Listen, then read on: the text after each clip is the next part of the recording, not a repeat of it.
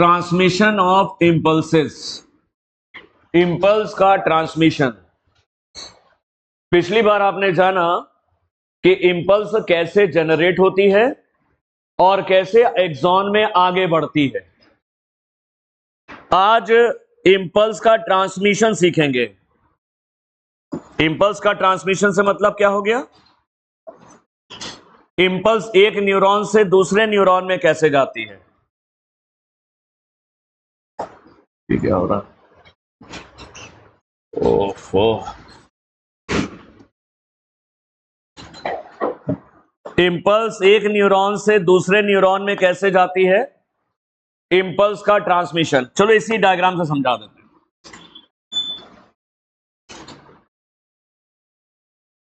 हैं। Impulse transmit कैसे होती है, एक न्यूरॉन से दूसरे न्यूरॉन में कैसे जाती है।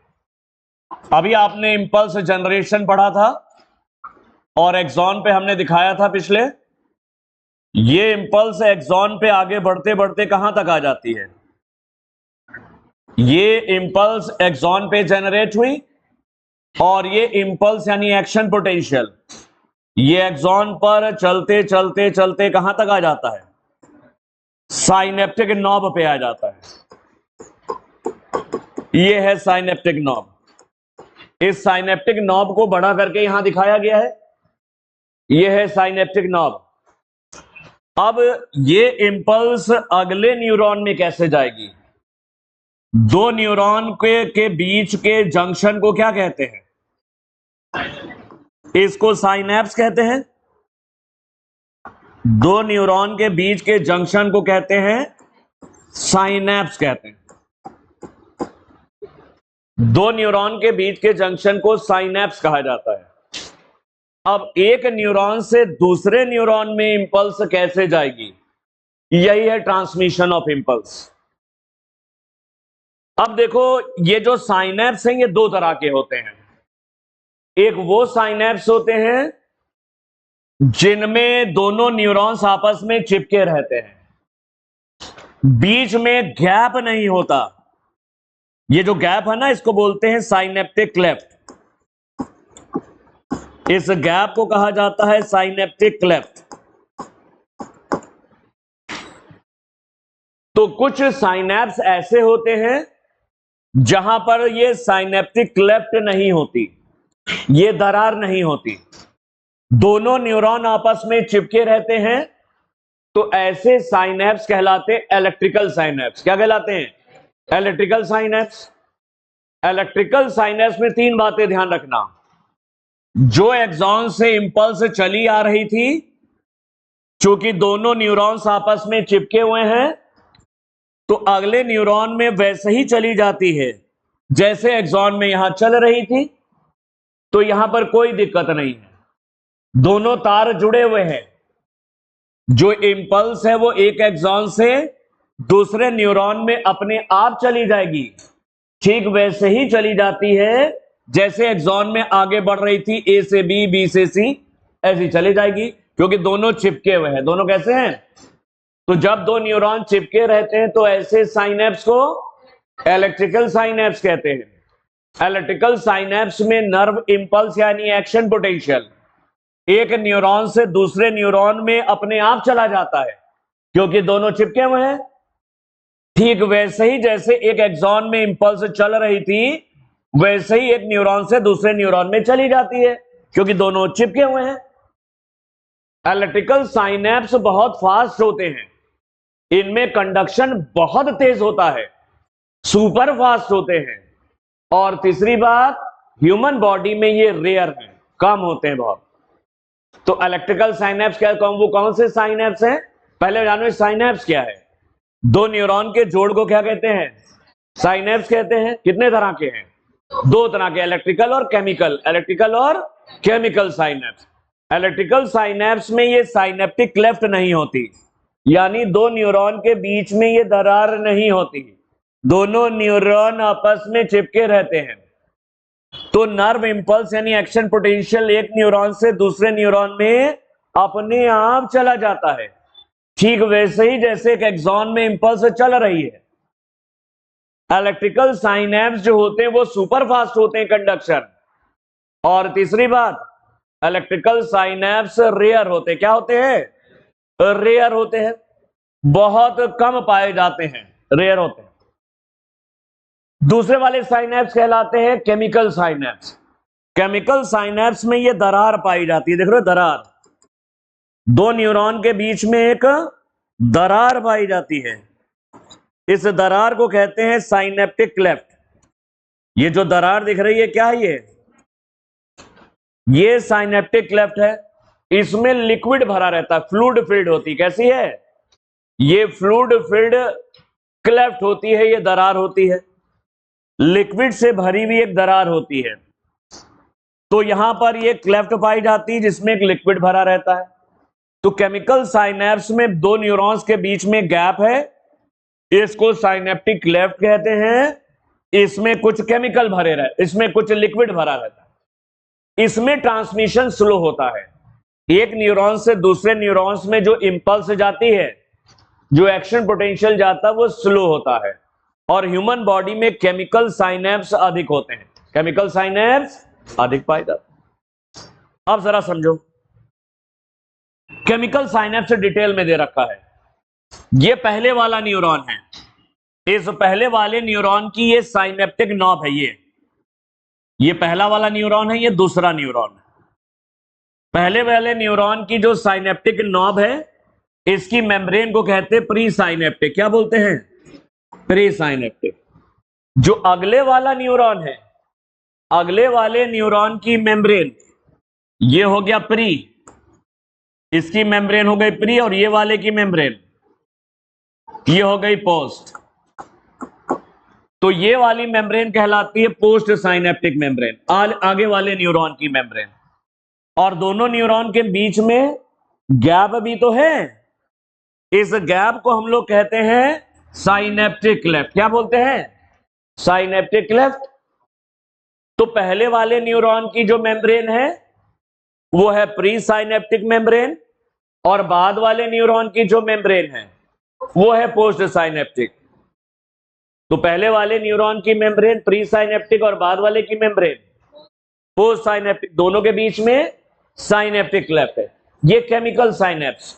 देखो जरा देखते हैं इसमें होता क्या है कि जब नर्व इंपल्स एक्सॉन पे चलते चलते, जब नर्व इंपल्स चलते चलते एक्सॉन की साइनेप्टिक नॉब तक आ जाती, यहां तक आ गई, साइनेप्टिक नॉब पे आ गई। साइनेप्टिक नॉब के अंदर कुछ वेसिकल्स होती हैं, थैलियां, इनको साइनेप्टिक वेसिकल्स कहते हैं। और इन साइनेप्टिक वेसिकल्स के अंदर क्या होता है?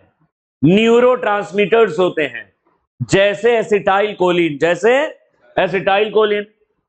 तो जब एक नर्व इंपल्स एक्सॉन पे चलते चलते साइनेप्टिक नॉब के पास आ जाती है, तो साइनेप्टिक वेसिकल्स क्या करती हैं? ये इधर मूव करती हैं प्री साइनेप्टिक मेम्ब्रेन की तरफ।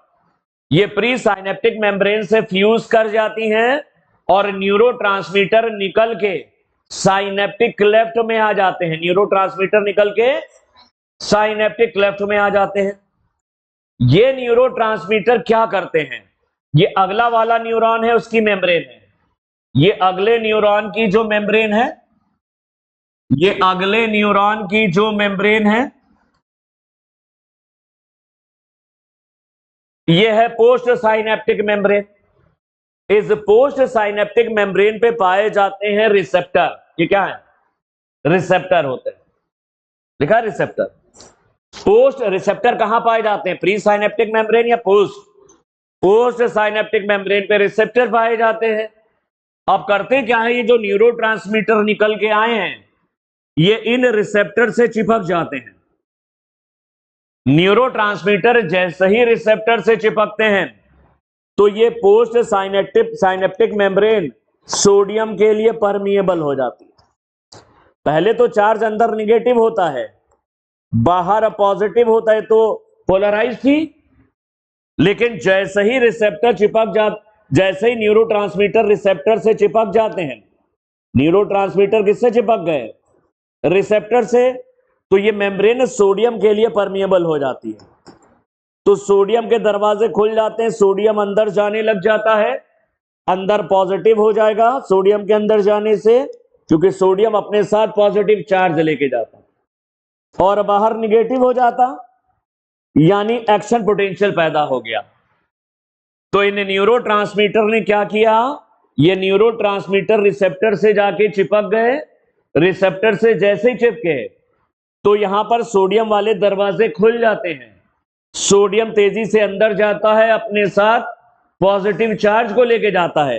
तो अंदर जो निगेटिव था वो पॉजिटिव हो जाता और बाहर पॉजिटिव से निगेटिव, यानी जो एक्शन पोटेंशियल पहले वाले न्यूरॉन पे था अब वो बाद वाले न्यूरॉन पे डेवलप कर जाता है, और यही धीरे धीरे आगे बढ़ जाता है जैसे एक्सॉन में बढ़ता है। ये है कहानी, समझ में आया? फिर से बताऊं, सुन लो फिर से एक बार ये कहानी।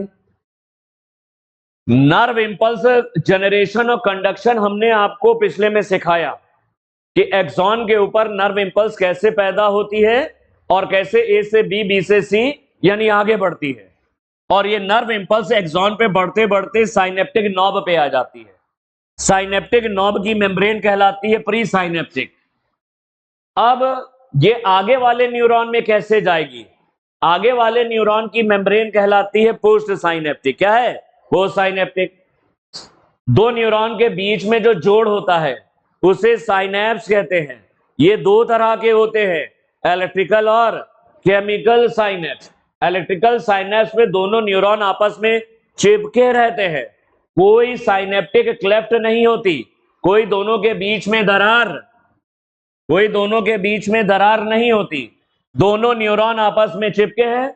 तो जो करंट इस पहले वाले न्यूरॉन में पैदा हुई इंपल्स वो डायरेक्ट अगले वाले में चली जाती है, ठीक वैसे ही जाती जैसे एक्सॉन पे आगे बढ़ रही थी, क्योंकि दोनों आपस में चिपके हुए हैं। तो यहां पर कोई दिक्कत नहीं है। इलेक्ट्रिकल साइनैप्स में इंपल्स एक न्यूरॉन से दूसरे न्यूरॉन में अपने आप चली जाएगी, क्योंकि दोनों आपस में चिपके हुए हैं। इलेक्ट्रिकल साइनैप में जो कंडक्शन है वो सुपर फास्ट होता है, और इलेक्ट्रिकल साइनैप्स ह्यूमन बॉडी में बहुत रेयर होते हैं। केमिकल साइनैप्स, इनमें वो साइनैप्स होते हैं जिनमें दो न्यूरॉन के बीच में एक फ्लूइड फील्ड क्लेफ्ट होती है, दरार होती है, कैविटी या दरार है, इसे साइनेप्टिक क्लेफ्ट कहते हैं। तो दो न्यूरॉन के बीच में स्पेस होता है, यहां इनमें दो न्यूरॉन के बीच में एक फ्लूइड फील्ड स्पेस होता है, इसको साइनेप्टिक क्लेफ्ट कहते हैं। यानी ये दोनों न्यूरॉन आपस में जुड़े नहीं होते। तो यहां से इंपल्स इसमें कैसे जाएगी? वो न्यूरोट्रांसमीटर ले जाते हैं। कौन ले जाएंगे? न्यूरोट्रांसमीटर। जो पहले वाले न्यूरॉन की जो साइनेप्टिक नॉब है, तो न्यूरॉन पे पहले वाले इंपल्स चलते चलते यहां तक आ गई साइनेप्टिक नॉब, ये बनी है साइनेप्टिक नॉब। पहले वाले न्यूरॉन की मेम्ब्रेन कहलाती प्री साइनेप्टिक, बाद वाले न्यूरॉन की मेम्ब्रेन कहलाती पोस्ट साइनेप्टिक। दोनों के बीच में जो दरार है वो है साइनेप्टिक क्लेफ्ट। तो होता क्या है, जैसे ही इंपल्स एक्सॉन में आगे आती है साइनेप्टिक नॉब के पास आती है, साइनेप्टिक नॉब के अंदर थैलियां हैं, साइनेप्टिक वेसिकल्स, इनके अंदर न्यूरोट्रांसमीटर हैं। इसके अंदर क्या है? साइनेप्टिक वेसिकल के अंदर न्यूरोट्रांसमीटर है। जब इंपल्स एक्सॉन पे चलते चलते साइनेप्टिक नॉब के पास आती है तो ये साइनेप्टिक वेसिकल जाके प्री साइनेप्टिक मेम्ब्रेन से फ्यूज कर जाती हैं और उनके न्यूरोट्रांसमीटर निकल के साइनेप्टिक क्लेफ्ट में आ जाते हैं। ये न्यूरोट्रांसमीटर रिसेप्टर से चिपक जाते हैं। रिसेप्टर कहां मौजूद है? Post synaptic membrane. तो पोस्ट साइनेप्टिक मेम्ब्रेन के रिसेप्टर से जैसे न्यूरोट्रांसमीटर चिपकते हैं तो एक एक्शन पोटेंशियल यहां पैदा हो जाता है आगे वाले न्यूरॉन पे। कैसे पैदा हो जाता है? जैसे ही न्यूरोट्रांसमीटर रिसेप्टर से चिपके तो सोडियम के दरवाजे खुल जाते हैं, सोडियम तेजी से आगे वाले न्यूरॉन के अंदर जाने लग जाता है।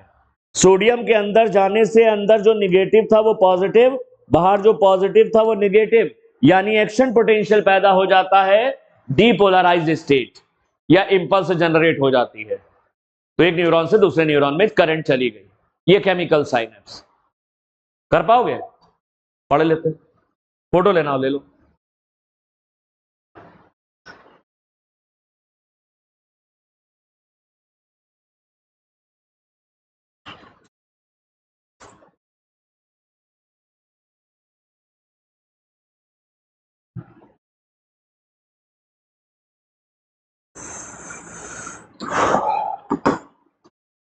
Transmission of impulse.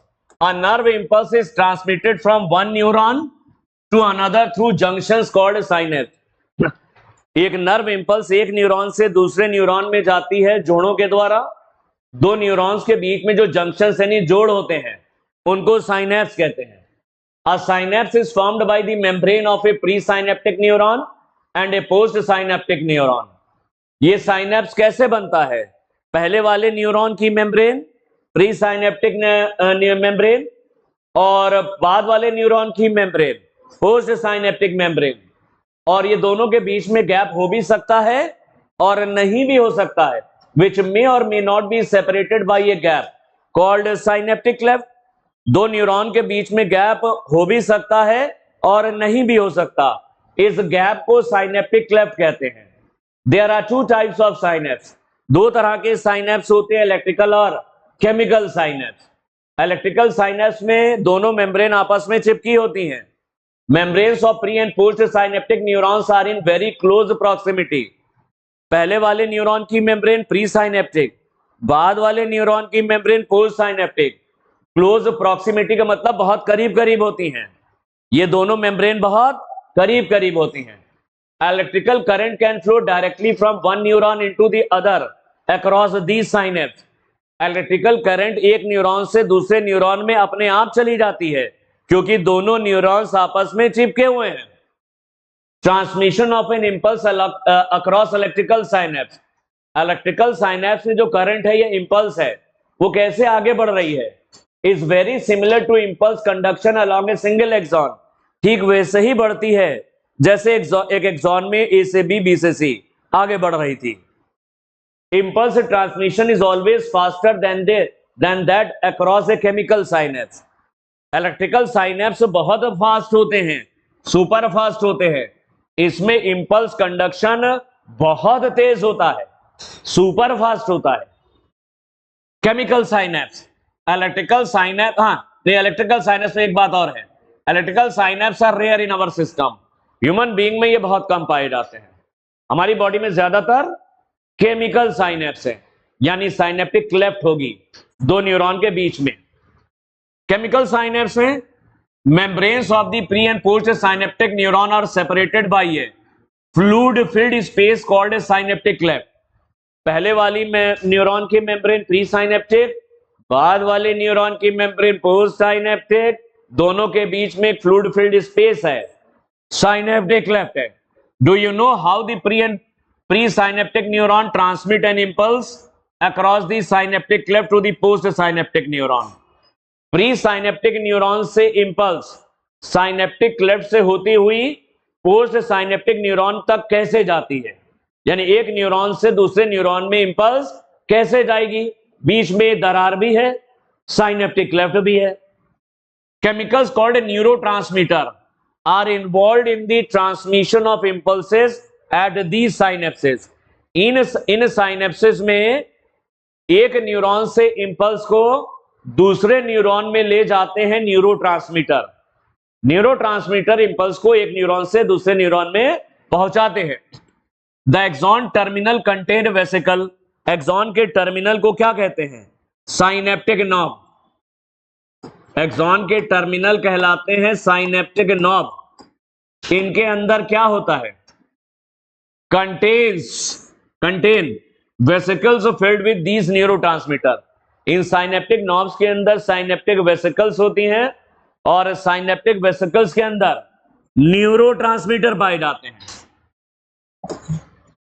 When an impulse action potential, जब कोई इंपल्स यानी action potential arrives at the axon terminal, axon के सिरे यानी साइनेप्टिक नॉब तक पहुंचती है, it stimulates the movement of synaptic vesicle। ये स्टिमुलेट करती है जो साइनेप्टिक वेसिकल्स हैं, ये मूव करती है towards the pre synaptic membrane. ये प्री साइनेप्टिक मेम्ब्रेन की तरफ वेसिकल चलने लगती है। Where they fuse with the, जहां पर ये फ्यूज कर जाती हैं, where they fuse with the,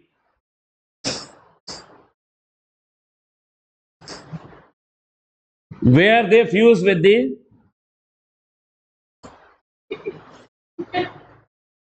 एक पिक्चर आई थी मक्खी,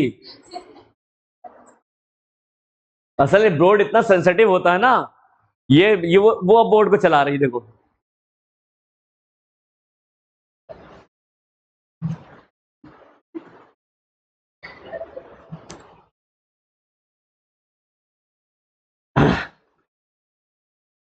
When an impulse action potentials arrive at the axon, जब इंपल्स यानी एक्शन पोटेंशियल एक्सॉन के सिरे पर पहुंचती है, एक्सॉन टर्मिनल मतलब साइनेप्टिक नॉब के पास, it stimulates the movement of the synaptic vesicles towards the membrane. तो साइनेप्टिक वेसिकल्स जो होती है प्री साइनेप्टिक मेम्ब्रेन की तरफ जाती हैं, where they fuse with the plasma membrane, जहां पर ये प्री साइनेप्टिक मेम्ब्रेन यानी प्लाज्मा मेम्ब्रेन से फ्यूज कर जाती हैं, and release the neurotransmitter in the synaptic cleft, और न्यूरोट्रांसमीटर को साइनेप्टिक क्लेफ्ट में छोड़ देती हैं। These released neurotransmitter bind to the specific receptor, ये रिलीज्ड न्यूरोट्रांसमीटर इस स्पेसिफिक रिसेप्टर से बाइंड करते हैं। ये रिसेप्टर कहां होते हैं? ये आया हुआ है, ये होते हैं present on the post synaptic membrane. ये रिसेप्टर पोस्ट साइनेप्टिक मेम्ब्रेन पर होते हैं। तो जब न्यूरोट्रांसमीटर इन रिसेप्टर से चिपक जाते हैं जो कि पोस्ट साइनेप्टिक मेम्ब्रेन पर है, this binding opens channels, sodium channel खुल जाएंगे, सोडियम धड़ाधड़ अंदर जाएगा तेजी से, जो अंदर नेगेटिव था वो पॉजिटिव हो जाएगा, जो बाहर पॉजिटिव था वो नेगेटिव हो जाएगा। तो यानी एक्शन पोटेंशियल अगले वाले न्यूरॉन में पैदा हो जाता, यानी इंपल्स यानी करंट पैदा हो गई। This binding opens ion channel allowing the entry of ions, ion channel यानी सोडियम के दरवाजे खुल जाएंगे और सोडियम तेजी से अंदर चला जाएगा, which can generate a new potential in the post-synaptic neuron। तो आगे वाले न्यूरॉन में एक नया एक्शन पोटेंशियल पैदा हो जाएगा, नया एक्शन पोटेंशियल पैदा हो, यानी करंट पैदा हो गई, इंपल्स पैदा हो गई। जो नया पोटेंशियल है दो तरह का हो सकता है, एक्साइटेटरी या इनहिबिटरी, आगे और तेज होगा या आगे इनहिबिट हो जाएगा, आके बंद हो जाएगा। वो डिपेंड करता है कि कौन सा न्यूरोट्रांसमीटर है। देखिए एड्रेनालिन और नॉर एड्रेनालिन एक्साइटेटरी होते हैं, यानी इंपल्स को तेजी से और आगे ले जाते हैं। इसमें एसिटाइल कोलिन, लेकिन अगर एसिटाइल कोलिन अगर कुछ एरिया में एक्साइटेटरी है और एसिटाइल कोलिन कुछ एरिया में इनहिबिटरी है, ब्रेन वगैरह में इनहिबिटरी है ये एसिटाइल कोलिन, कुछ एरिया में एसिटाइल कोलिन एक्साइटेटरी है, एक्साइट करता है यानी चीजों को बढ़ाएगा, हार्ट बीट को बढ़ा दिया ऐसा हो जाता। लेकिन कुछ जगह पर एसिटाइल कोलिन इनहिबिटरी है, हार्ट में है, हार्ट में हमने बताया था इनहिबिटरी है, लिखा होगा तुम्हारे पास। एड्रेनालिन और नॉर एड्रेनालिन ये एक्साइटेटरी होते हैं, यानी एक इंपल्स जब एक न्यूरॉन से अगले न्यूरॉन में जाएगी तो तेज हो जाएगी और बढ़ेगी, आगे और चले जाएगी, जाके रुकेगी नहीं आगे जाके। एसिटाइल कोलिन और गाबा ये एक्साइटेटरी भी होते हैं और इनहिबिटरी भी होते हैं। गाबा मतलब गामा अमीनो ब्यूटारिक एसिड। तो न्यूरॉन्स कई तरह के होते हैं, एक्साइटेटरी इनहिबिटरी या दोनों भी हो सकते हैं। ये न्यूरोट्रांसमीटर एक्साइटेटरी भी होते हैं, तो इंपल्स आगे तेजी से और बढ़ेगी, आगे बढ़ती चली जाएगी, और अगर इनहिबिटरी वाले हैं तो आगे चल के रुकेगी, खत्म होगी। तो ये हो गया। अब आज आप देखेंगे इसमें सेंट्रल नर्वस सिस्टम यानी ब्रेन के बारे में पढ़ेंगे। इस ब्रेन का ही खेल है सब। सेंट्रल न्यूरल सिस्टम या सेंट्रल नर्वस सिस्टम, इसमें दो चीजें आती हैं, ब्रेन और स्पाइनल कॉर्ड। एनसीईआरटी ने स्पाइनल कॉर्ड तो दिया ही नहीं है, ब्रेन दे रखा है, ब्रेन पढ़ लेना कायदे से। चलो ब्रेन क्या है? Brain is the central information processing organ of our body. हमारी बॉडी में जो भी सूचनाएं हैं वो सब सारी सूचनाएं यहां पहुंचती हैं, तो ये सारी सूचनाओं का केंद्र है। शरीर को जितने भी स्टिमुलस मिलते हैं, जितनी भी संवेदनाएं हैं, सूचनाएं हैं, उसका केंद्र बिंदु क्या है? वो ब्रेन है। सारी सूचनाएं ब्रेन पे पहुंचती हैं, ब्रेन में इसकी प्रोसेसिंग होती है और वहीं से आदेश यानी जारी होता कि क्या करना है। हमने गर्म बर्तन को छुआ, ये सूचना न्यूरॉन की मदद से आई ब्रेन के पास, ब्रेन या स्पाइनल कॉर्ड के पास आएगी और उसने आदेश भेजा, कमांड भेजा और हमने खट से हाथ उठा लिया। तो शरीर के पे जितनी भी सूचनाएं हैं, जो हम देख रहे हैं ये सूचना भी ब्रेन तक जा रही, जो हम सुन रहे हैं ये सूचना भी ब्रेन तक जा रही, हमें कोई छू रहा है ये सूचना भी ब्रेन तक जा रही। तो सारी सूचनाएं पहुंचने का केंद्र, सेंटर कौन है हमारी बॉडी में? वो ब्रेन है। And act as command and control system. ये ब्रेन एक कमांडर की तरह है, जैसे आर्मी का कमांडर पूरी आर्मी को कंट्रोल करता है, वैसे ब्रेन हमारी पूरी बॉडी को कंट्रोल करता है। तो ये कमांडर है, यहीं से कमांड आते हैं, यहीं से आदेश आते हैं। तो ब्रेन एक कमांड और कंट्रोल सिस्टम है। Human brain is protected in school और क्रेनियम। ह्यूमन ब्रेन स्कल यानी क्रेनियम के अंदर सुरक्षित रहता है। कितनी हड्डियां होती क्रेनियम में? 8 बोन होती हैं, एक फ्रंटल, 2 पैराइटल, 2 टेम्पोरल, एक ऑक्सीपिटल, एक एथमॉइड और एक स्फेनॉइड। क्रेनियम की 8 बोन। इसी के अंदर brain is covered by, brain के चारों तरफ झिल्लियां होती हैं, इनको मेनिंजीज कहते हैं। ब्रेन के चारों तरफ जो झिल्लियां होती हैं इनको मेनिंजीज कहते हैं। इसमें 3 लेयर होती हैं, इसमें 3 लेयर होती हैं, ऐसे याद कर लेना, DAP। सबसे बाहर वाली होती है ड्यूरा मैटर, सबसे बाहर वाली ड्यूरा मैटर, बीच वाली एरेक्नॉइड, बीच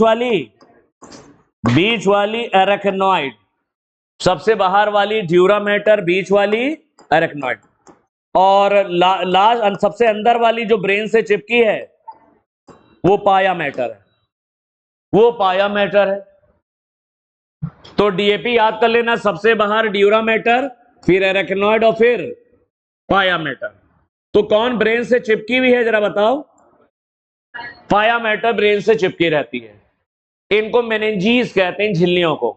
अक्सर इनमें सूजन आ जाती है, जैसे गोरखपुर में बीमारी फैली जैपनीज इंसेफेलाइटिस, सुना होगा ना, बहुत बच्चे मर गए।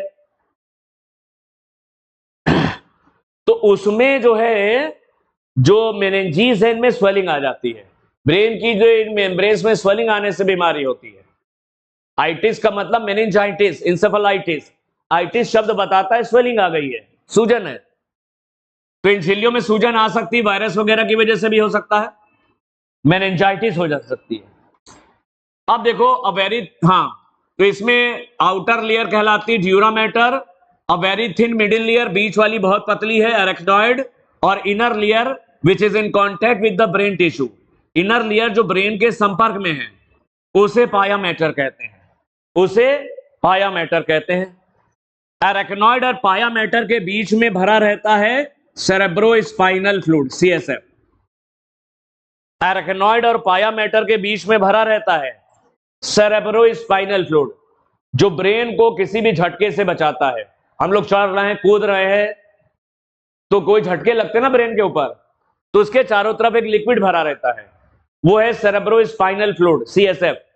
वो रहता है एरेक्नॉइड और पाया मैटर के बीच में। ठीक, चलो आगे। ब्रेन के 3 पार्ट होते हैं, हमारे ब्रेन के 3 हिस्से हैं, फोर ब्रेन, मिड ब्रेन और hind brain. Fore brain, mid brain और हाइंड ब्रेन, इसको डायग्राम से सिखाते हैं। हटा रहा हूं। अरे महोदया क्यों परेशान कर रही हो?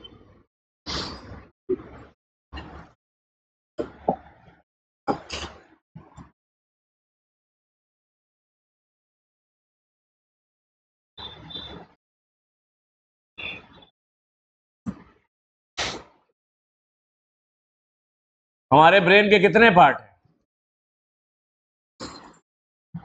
हमारे ब्रेन के 3 पार्ट हैं, फोर ब्रेन, मिड ब्रेन और हाइंड ब्रेन। ये एनसीईआरटी का डायग्राम समझो। फोर ब्रेन में क्या क्या है देखो पहले।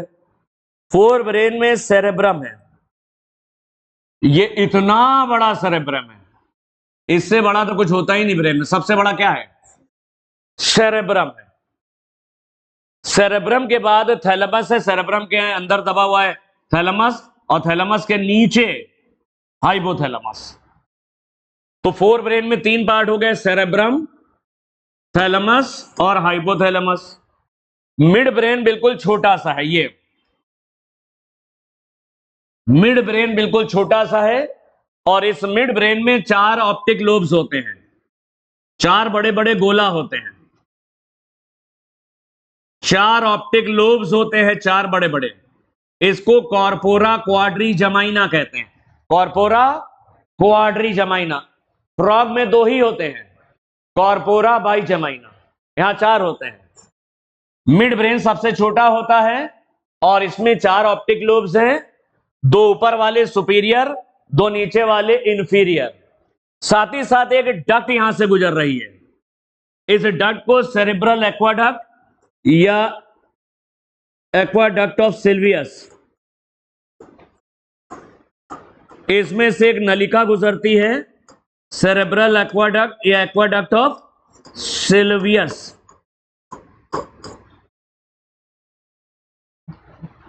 तो मिड ब्रेन सबसे छोटा है, इसमें 4 ऑप्टिक लोब यानी कॉर्पोरा क्वाड्रीजमाइना है और एक सेरेब्रल एक्वाडक्ट यहां से निकल रही है। हाइंड ब्रेन के 3 पार्ट हैं। हाइंड ब्रेन के 3 पार्ट हैं, ये है पॉन्स, ये है मेड्यूला और ये है सेरिबेलम। हाइंड ब्रेन के 3 पार्ट हैं, पॉन्स, मेडुला और सेरिबेलम। पॉन्स, मेडुला और सेरिबेलम। मेडुला बाहर निकलता है पतले से और स्पाइनल कॉर्ड के बीच से गुजरता है स्पाइनल कॉर्ड के रूप में। तो मेडुला आगे चल के किस में बदल जाता है? स्पाइनल कॉर्ड में। ये हमारे स्कल से निकलता है, फोरामेन मैग्नम से एक छेद होता है बड़ा सा, वहां से निकलता है फोरामेन मैग्नम से और ये बदल जाता है स्पाइनल कॉर्ड में। तो 4 नाम याद करो पहले। 4 ब्रेन में क्या क्या पढ़ोगे? सेरेब्रम, थैलेमस और हाइपोथैलेमस पढ़ोगे। मिड ब्रेन में तुम थोड़े से वो कॉर्पोरा क्वाड्रीजमाइना पढ़ोगे। हाइंड ब्रेन में क्या पढ़ोगे? पॉन्स, सेरिबेलम और मेडुला। अब जरा देखो, मिड ब्रेन और हाइंड ब्रेन, सेरिबेलम को छोड़ करके मिड ब्रेन और हाइंड ब्रेन के पॉन्स और मेडुला, मिड ब्रेन, पॉन्स और मेडुला ये मिलके बनाते हैं ब्रेन स्टेम। क्या बनाते हैं? ब्रेन स्टेम, जो ब्रेन को स्पाइनल कॉर्ड से जोड़ता है। इधर स्पाइनल कॉर्ड है, इधर मेन ब्रेन है, मुख्य ब्रेन है। तो ब्रेन स्टेम किससे बना है? मिड ब्रेन और हाइंड ब्रेन का पॉन्स और मेडुला। सेरिबेलम इसमें शामिल नहीं होता, ठीक है, इसलिए सेरिबेलम को देखो अलग। इसके सेरिबेलम देखोगे यहां पर इसमें ऐसे डंडी नहीं लगी है, ये लिखा ब्रेन स्टेम। तो ब्रेन स्टेम का काम क्या हो गया? ये 4 ब्रेन को यानी ब्रेन को स्पाइनल कॉर्ड से जोड़ रहा है। किससे जोड़ रहा है? Spinal cord. तो याद करो पहले, मिड ब्रेन से एक डक्ट भी निकल रही है, सेरेब्रल एक्वाडक्ट, एक्विडक्ट। तो 4 ब्रेन में क्या क्या पढ़ोगे? जल्दी से याद करो। 4 ब्रेन में सेरेब्रम, थैलेमस और हाइपोथैलेमस पढ़ोगे। मिड ब्रेन में 4 ऑप्टिक लोब्स, कॉर्पोरा क्वाड्रीजमाइना पढ़ोगे और हाइंड ब्रेन में पॉन्स, सेरिबेलम और मेड्यूला पढ़ोगे। इतना पढ़ना है। चलो 4 ब्रेन से शुरू करते हैं। सबसे ज्यादा 4 ब्रेन ही पढ़ना है, ठीक। चलो 4 ब्रेन के 3 पार्ट हैं, सेरिब्रम, थैलेमस और हाइपोथैलेमस। पहले सेरेब्रम पे आते हैं।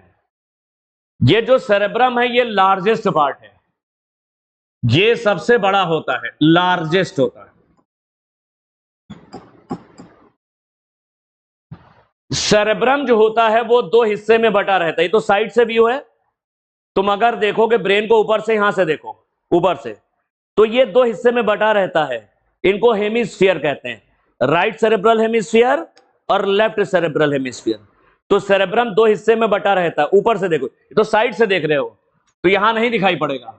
जब तुम ऊपर से ब्रेन को देखोगे तो इस सेरेब्रम में तुमको क्या दिखाई पड़ेगा?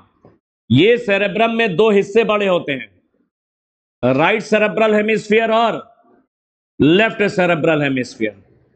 तो सेरेब्रम बना होता है 2 सेरेब्रल हेमिस्फीयर से। सेरेब्रम किससे मिलके बना है? 2 सेरेब्रल हेमिस्फीयर, 2 ये सेरेब्रल हेमिस्फीयर। बकरे का ब्रेन देखे हो भेजा? ऊपर से देखोगे तो तुम्हें एक सेरेब्रल हेमिस्फीयर ये और एक सेरेब्रल हेमिस्फीयर ये तो साइड से देखोगे तो एक ही दिख रहा है। ये तो साइड से व्यू है, इधर से। ऊपर से देखोगे तो तुम्हें एक इधर मिलेगा और एक इधर होगा। दोनों सेरेब्रल हेमिस्फीयर के बीच में एक गहरी खांच होती है। इस गहरी खांच ये क्लेफ्ट होती है, क्लेफ्ट। दोनों सेरेब्रल हेमिस्फीयर के बीच में गहरी सी खांच होती है ये, और ये दोनों सेरेब्रल हेमिस्फीयर ऊपर से तो लग रहा है आपस में जुड़े नहीं है, लेकिन अंदर से पीछे से जुड़े रहते हैं आपस में एक नर्व फाइबर के ट्रैक्ट के द्वारा। इसको कॉर्पस कैलोसम कहते हैं, कॉर्पस कैलोसम कहते हैं। तो दोनों सेरेब्रल हेमिस्फीयर नर्व फाइबर के ट्रैक्ट, यानी ढेर सारे नर्व फाइबर मिलकर ट्रैक्ट बनाते हैं, उनकी मदद से दोनों सेरेब्रल हेमिस्फीयर आपस में जुड़े रहते हैं। इसको कॉर्पस कैलोसम कहते हैं।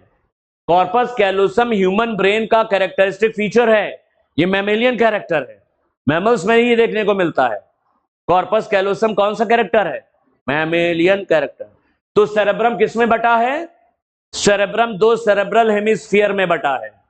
ऊपर से अगर देखोगे अपने ब्रेन को तो बीच में एक गहरी खांच होती है, डीप क्लेफ्ट, जो दोनों सेरेब्रल हेमिस्फीयर को अलग कर रही है। ऊपर से तो लग रहा है दोनों फ्री हैं, लेकिन नीचे से दोनों आपस में नर्व फाइबर के ट्रैक्ट से जुड़े रहते हैं, जिसे कॉर्पस कैलोसम कहते हैं, जो कि एक मैमेलियन कैरेक्टर है। ठीक,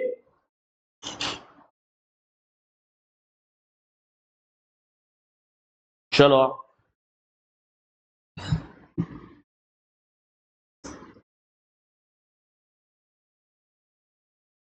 अब जरा देखो,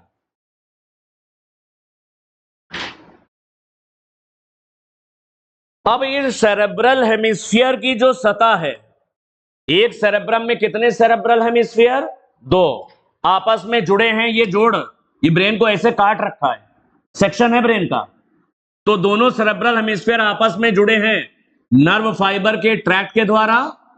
इसको कॉर्पस कैलोसम, ये तो साइड से देख रहे हो, ऊपर से कुछ ऐसा दिखाई पड़ेगा।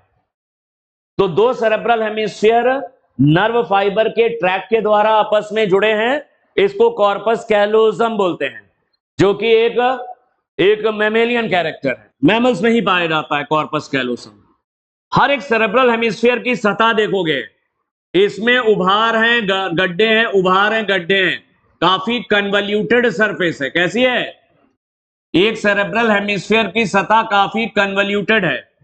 जो उभार हैं इनको गायरी कहते हैं या गायराई, और जो गड्ढे हैं इनको सलकाई या सलसाई, इन गड्ढों को सलकाई या सलसाई कहा जाता है। तो सेरेब्रल हेमिस्फीयर की जो सतह है ये काफी कन्वल्यूटेड है, काफी ऊंची नीची है। जो उभार है इन्हें गायराई, और जो गड्ढे हैं इन्हें सलकाई कहा जाता है, सलकाई। जितने ज्यादा गायराई और सलकाई होंगे उतना ही ज्यादा सरफेस एरिया होगा, उतने ही ज्यादा न्यूरॉन होंगे ब्रेन में, उतना ही दिमाग तेज होगा। तो गायराई सल्काई जितने ज्यादा होंगे सरफेस एरिया ज्यादा होगा, सरफेस एरिया ज्यादा होगा, ज्यादा न्यूरॉन समाहित होंगे, ज्यादा न्यूरॉन की वजह से ब्रेन तेज होगा, दिमाग तेज होगा। तो गायराई सल्काई इंपॉर्टेंट है। सेरिबेलम जो इसका पार्ट है हाइंड ब्रेन का, इसकी भी सरफेस काफी कन्वल्यूटेड होती है और इसमें भी पाए जाते हैं गायराई और सल्काई। सेरिबेलम है, सेरिबेलम हाइंड ब्रेन का पार्ट है और इसकी सरफेस भी काफी कन्वल्यूटेड है और उसमें भी गायराई और सल्काई होते हैं। चलो वापस आते हैं। जब हम ब्रेन का सेक्शन काटते हैं तो हर एक सेरेब्रल हेमिस्फीयर में, अच्छा एक चीज और ध्यान रखना, सेरेब्रल हेमिस्फीयर में तीन तरह के एरियाज होते हैं, सेंसरी एरिया, मोटर एरिया और एसोसिएशन एरिया। इसमें तीन ऐसे क्षेत्र होते हैं जो अलग तरह के हैं। हमने क्लास में सब दिखा रखे हैं सब। सेरेब्रल हेमिस्फीयर में तीन प्रमुख एरिया होते हैं, सेंसरी एरिया, मोटर एरिया और एसोसिएशन एरिया। इंटरसेंसरी नहीं, एसोसिएशन एरिया। क्यों परेशान कर रही है?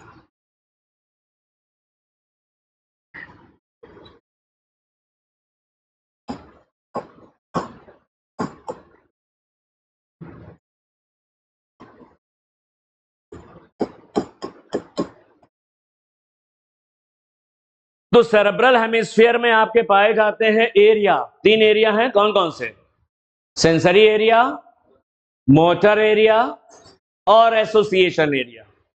सेंसरी तुम जानते ही हो, सेंसरी ऑर्गन से ब्रेन तक, मोटर ब्रेन से ऑर्गन तक, और एसोसिएशन दोनों होते हैं ना, ये सेंसरी होते हैं ना ये मोटर, मिक्स होते हैं। कैसे होते हैं? मिक्स एरिया होते हैं। ये सेंसरी भी है और मोटर।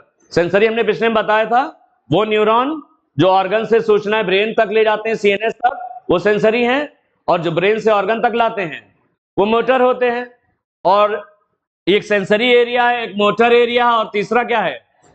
Association area. ये नाइदर सेंसरी है नॉर मोटर, ये मिक्स होता, दोनों होता। अब भूल जाओ, चलो इधर आओ। जब हम ब्रेन का सेक्शन काटते हैं तो क्या देखने को मिलता है? तो बाहर का एरिया हमको कॉर्टेक्स कहते हैं। बाहर क्या नजर आता है? बाहर हमको कॉर्टेक्स नजर आता है, और अंदर मेड्यूला। बाहर कॉर्टेक्स नजर आता है और अंदर मेड्यूला। कॉर्टेक्स की सतह पे ही पाए जाते हैं गहराई और सल्काई। कॉर्टेक्स और मेड्यूला होते हैं। कॉर्टेक्स में क्या होता, मेड्यूला में क्या होता? न्यूरॉन के जो सेल बॉडी हैं वो तो कॉर्टेक्स में होते हैं। न्यूरॉन के जो सेल बॉडी हैं वो कहां हैं? कॉर्टेक्स में होते हैं। सेल बॉडी के चारों तरफ माइलिन शीट तो होती नहीं, इसकी वजह से कलर ग्रे होता है। क्या होता है? ग्रे होता है। सेल बॉडी की वजह से इसका कलर ग्रे होता है, तो इसे ग्रे मैटर कहते हैं, ग्रे मैटर। और जिसके पास ये ग्रे मैटर ज्यादा, उसका दिमाग तेज होगा। ग्रे मैटर तभी ज्यादा होगा जब ज्यादा गहराई सल्काई होंगे, ज्यादा गहराई सल्काई होंगे, ज्यादा एरिया होगा, ज्यादा न्यूरॉन होंगे, ज्यादा न्यूरॉन के सेल बॉडी होंगे। ब्रेन कहते हैं भैया तुम्हारे पास ग्रे मैटर ज्यादा है, दिमाग तेज है। अब ये जो एक्सॉन होते हैं वो मेडुला में होते हैं। एक्सॉन कहां होते हैं? कॉर्टेक्स में सेल बॉडी होते हैं और मेडुला में एक्सॉन है। एक्सॉन के चारों तरफ तो माइलिन शीथ होती है। माइलिन शीथ का कलर व्हाइट होता है, तो ये बनाते हैं व्हाइट मैटर। कॉर्टेक्स में माइलिन शीथ होती नहीं, तो ये ग्रे मैटर है। क्या है ये? इसको ग्रे मैटर कहते हैं। कॉर्टेक्स में माइलिन शीथ तो होती नहीं, इसको ग्रे मैटर कहते हैं। इसको बोला जाता है ग्रे मैटर। कॉर्टेक्स में माइलिन शीथ होती नहीं, इसको ग्रे मैटर बोलते हैं। मेडुला में न्यूरॉन के एक्सॉन्स होते हैं और उनके चारों तरफ माइलिन शीथ है। इस माइलिन शीथ को श्वान सेल नहीं बनाती, oligodendrocyte. Schwann cell myelin sheath बनाती ब्रेन के बाहर, सीएनएस के न्यूरॉन में। सीएनएस के न्यूरॉन की माइलिन शीथ ओलिगोडेंड्रोसाइट्स बनाती है, ये सब याद रखना। तो मेडुला में एक्सॉन के होते हैं, माइलिनेटेड एक्सॉन होते हैं। माइलिन शीथ का कलर कैसा होता है? व्हाइट, तो इसे व्हाइट मैटर बोलते हैं, मेडुला को व्हाइट। तो ये वाला ब्रेन सफेद नजर आएगा और ऊपर वाला ब्रेन ग्रे कलर का नजर आता है। चलो देखते हैं। तो क्या क्या तुमने देखा? फोर ब्रेन के तीन पार्ट हैं, सेरेब्रम, थैलेमस और हाइपोथैलेमस। फोर ब्रेन में को दो हिस्सों में बांट दिया गया है, दो सेरेब्रल हेमिस्फीयर। फोर ब्रेन में सेरेब्रम है, थैलेमस है और हाइपोथैलेमस। सेरेब्रम को दो हिस्से में बांट दिया गया है, दो सेरेब्रल हेमिस्फीयर। ये ऊपर से देखने पर पता लगेंगे। दोनों के बीच में गहरी खांच है, जिससे दोनों सेरेब्रल हेमिस्फीयर अलग हो गए हैं, लेकिन नीचे की तरफ से नर्व फाइबर के ट्रैक से जुड़े रहते हैं। इसको कॉर्पस कैलोसम कहते हैं। एक सेरेब्रल हेमिस्फीयर के दो पार्ट होते हैं, कॉर्टेक्स और मेड्यूला। बाहर वाला कॉर्टेक्स है, भीतर वाला मेड्यूला है। कॉर्टेक्स में ये जो उभार होते हैं, ये इसकी सरफेस काफी मुड़ी हुई है, कन्वल्यूटेड है। जो उभार है इन्हें गायरी, और जो गड्ढे हैं इन्हें सल्काई कहते हैं। जितने ज्यादा गहराई सल्काई, उतना ज्यादा सरफेस एरिया, उतना ज्यादा न्यूरॉन, उतना तेज दिमाग। कहीं न्यूरॉन के सेल बॉडीज कॉर्टेक्स के अंदर रहते हैं, जिसकी वजह से इसका कलर ग्रे होता है, तो इसे ग्रे मैटर बोलते हैं। न्यूरॉन के जो एक्सॉन होते हैं माइलिनेटेड, वो मेडुला में होते हैं। माइलिन शीथ का कलर व्हाइट होता है, तो ये सफेद रंग का भेजा दिखता है ब्रेन, तो इसे व्हाइट मैटर बोलते हैं। क्या बोलते हैं? व्हाइट मैटर बोलते हैं। तीन एरिया भी सेरेब्रल हेमिस्फीयर पे पाए जाते हैं, सेंसरी एरिया, मोटर एरिया और एसोसिएशन एरिया। दो और होते हैं, हम अलग से बता देंगे।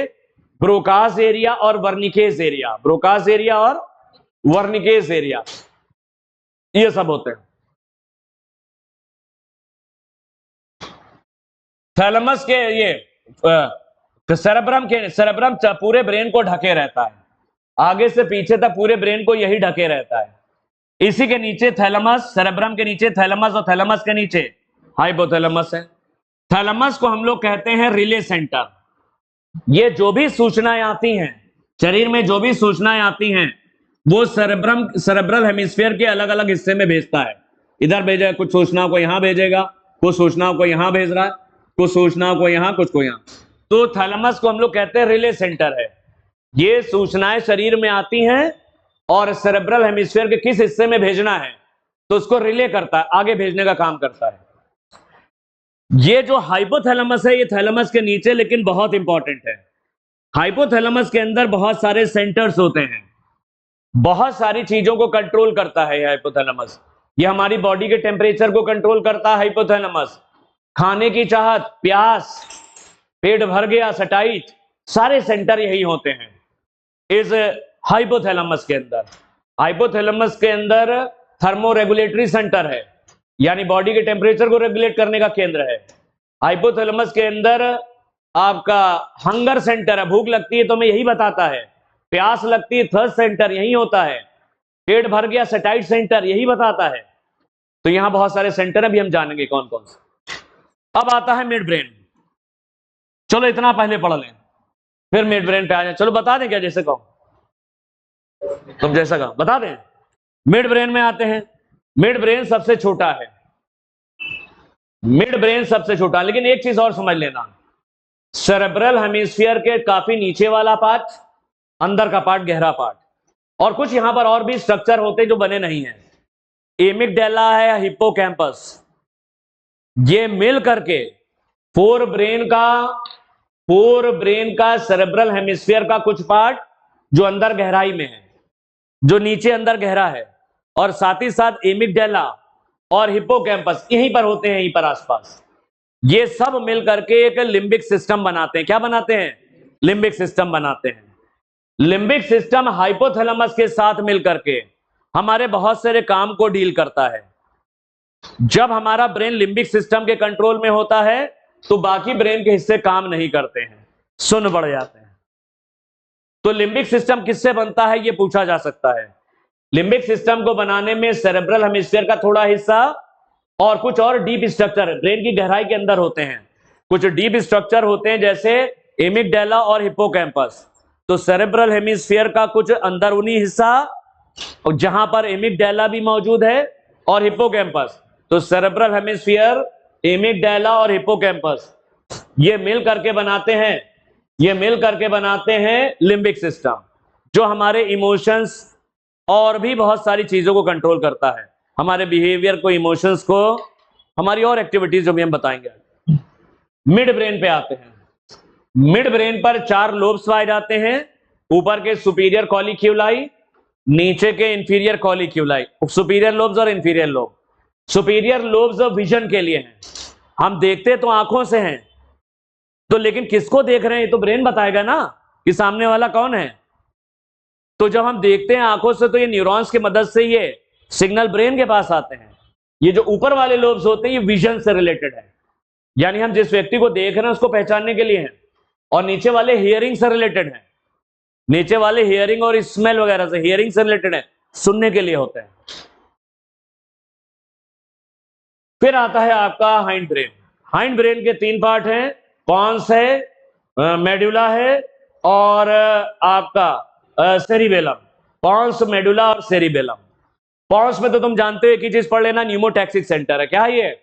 न्यूमोटैक्सिस। लेकिन पॉन्स एक काम और करता है, ब्रेन के अलग अलग हिस्सों को जोड़ता है। ब्रेन के अलग अलग हिस्सों को जोड़ने का काम करता है पॉन्स। ये आ चुका सवाल। थैलेमस क्या कर रहा था? जो भी सूचनाएं पहुंच रही हैं उसको सेरेब्रल हेमिस्फीयर के अलग अलग हिस्सों में भेजता है। पॉन्स क्या कर रहा है? ब्रेन के जो स्ट्रक्चरल पार्ट है, ब्रेन के जो हिस्से हैं उनको अलग अलग जोड़ने का काम कर रहा है। तो सारी चीजों को ब्रेन के यहीं से आके जोड़ती हैं पॉन्स से। ब्रेन के अलग अलग हिस्सों को जोड़ने का काम कर रहा है पॉन्स।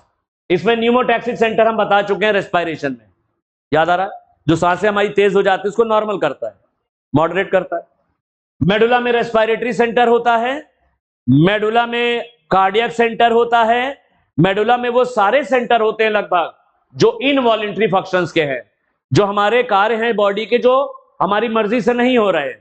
अनैच्छिक कार्यों के जितने भी केंद्र हैं वो हमारे मेडुला के अंदर होते हैं, जैसे रेस्पिरेटरी सेंटर, कार्डियक सेंटर, बहुत सारे सेंटर हैं। तो हम डाइजेशन से रिलेटेड सेंटर, सारे सेंटर, वो बॉडी की वो सारी एक्टिविटीज जिसपे हमारा नियंत्रण नहीं है, जो सारे इनवॉलेंट्री फंक्शन है, उन सभी के केंद्र लगभग मेडुला में ही होते हैं, इनवॉलेंट्री फंक्शन।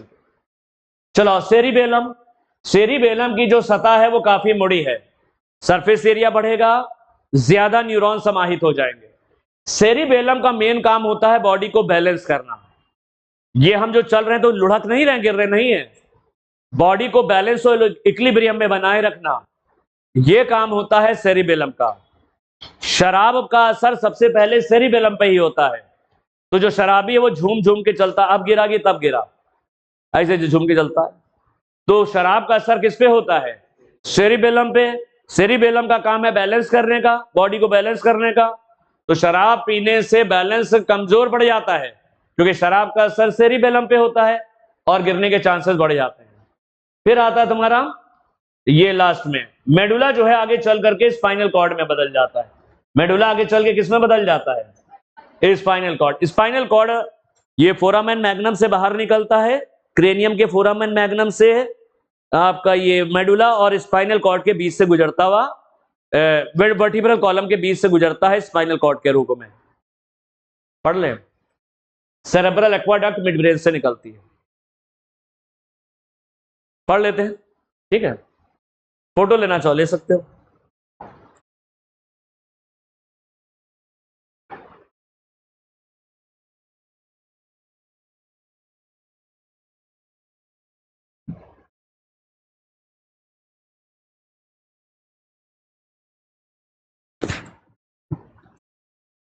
हो गया now?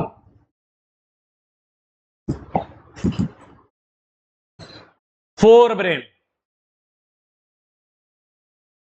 The fore brain consist of cerebrum.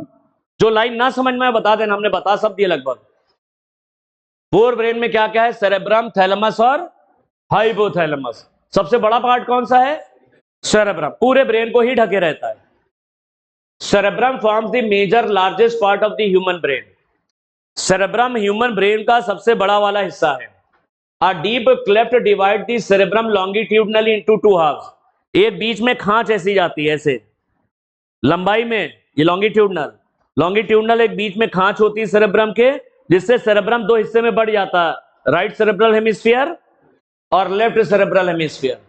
A deep cleft divides the cerebrum longitudinally into two halves, which are termed as the left and right cerebral hemisphere. The two cerebral hemisphere are connected by a tract of nerve fiber। ये दो cerebral hemisphere nerve fibre के tract, ढेर सारे nerve fibre मिलकर tract बनाते हैं, मोटा रस्सा, उनकी उसकी मदद से दोनों सेरेब्रल हेमिस्फीयर आपस में जुड़े रहते हैं। इसको कॉर्पस कैलोसम कहते हैं। लिख लेना, ये मैमेलियन कैरेक्टर है। कैसा कैरेक्टर है? ये मैमेलियन कैरेक्टर है। एक चीज ये नहीं बताई हमने, सेरेब्रल हेमिस्फीयर के 4 लोब्स होते हैं। हर एक सेरेब्रल हेमिस्फीयर में 4 लोब्स होते हैं, ये फ्रंटल, पैराइटल, टेम्पोरल और ऑक्सीपिटल। फ्रंटल लोब है तो यहां पर होगा आगे, पैराइटल थोड़ा पीछे होगा लोब, टेम्पोरल कान के ऊपर होंगे और पीछे होगा ऑक्सीपिटल। फ्रंटल, पैराइटल, टेम्पोरल और ऑक्सीपिटल। सेरेब्रम यानी सेरेब्रल हेमिस्फीयर के ऊपर ये 4 तरह के लोब्स होते हैं, frontal lobe, parietal lobe, temporal lobe और ऑक्सीपिटल। 4 लोब्स हैं और 3 एरिया हैं, एरिया भी हम आगे बताएंगे। सेरेब्रल हेमिस्फीयर पे 4 लोब हैं, फ्रंटल, पैराइटल, टेम्पोरल और ऑक्सीपिटल। यही हड्डियों के भी नाम भी हैं, इस लोब्स के भी नाम भी इनके, फ्रंटल, पैराइटल, टेम्पोरल और occipital. The outer part of cerebral hemisphere is called cerebral cortex and inner cerebral medulla. Cerebral hemisphere का बाहरी हिस्सा सेरेब्रल कॉर्टेक्स कहलाता है और भीतरी हिस्सा सेरेब्रल मेड्यूला है। The cerebral cortex has many prominent folds known as gyri and sulci. जो सेरेब्रल कॉर्टेक्स है इसमें काफी कन्वल्यूटेड है, इसमें काफी फोल्डेड होती है। जो उभार होते हैं उनको गायराई और जो गड्ढे हैं उनको सल्काई कहते हैं। The cerebral cortex is referred to the as the grey matter.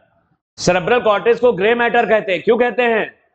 Due to its greyish appearance, क्योंकि ग्रे रंग का दिखता है।